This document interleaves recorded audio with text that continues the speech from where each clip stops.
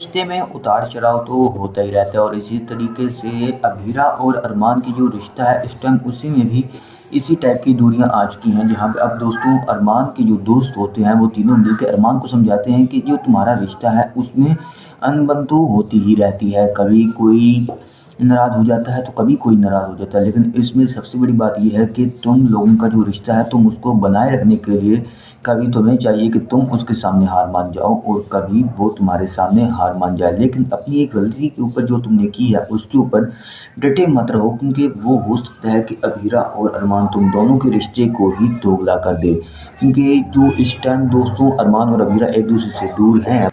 पुरानी गलतियों की वजह से वो अब हो सकता है कि अब कोई और ही नया रूप ले ले, क्योंकि अरमान और अबीरा इस टाइम एक दूसरे से दूर हैं। वो अपनी जो उनके दरमियान पुरानी अनबन हुई है, पुरानी गलतियाँ हुई हैं, उनकी बिना पर वो अब थोड़े थोड़े करके एक दूसरे से दोस्तों दूर होते जा रहे हैं, क्योंकि अब उनको लगता है कि उनका ये जो रिश्ता है, मतलब कि ऐसे दोस्त कहते हैं ना कि जैसे आप एक रिश्ते को थोड़ा सा ढील देते हो तो वो रिश्ता टूटना शुरू हो जाता है। तो उसके लिए आप लोगों को चाहिए होता है कि एक दूसरे का हाथ पकड़े रखो उस रिश्ते में और उस रिश्ते की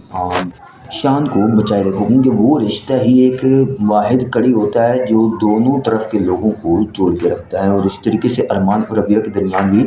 इसी टाइम यही रिश्ता चल रहा है। और इसमें से उसके जो दोस्त हैं वो समझाते हैं कि अरमान हो सकता है कि अब तुम ही आगे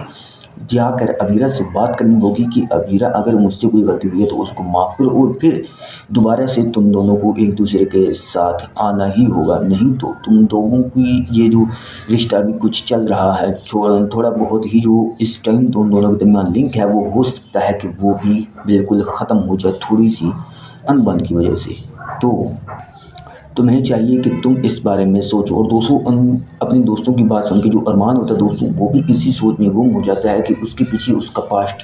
गुजर चुका है, कि वो अब उनके जो हाल है उनके ऊपर मतलब कि जो प्रेजेंट है वो उसको भी इफ़ेक्ट कर रहा है। लेकिन उसके लिए अब दोस्तों उसको चाहिए कि अपनी गलतियों को एक साइड पे करे और जो अबीरा है उसके पास जाए और उससे बात करे इस रिश्ते के बारे में।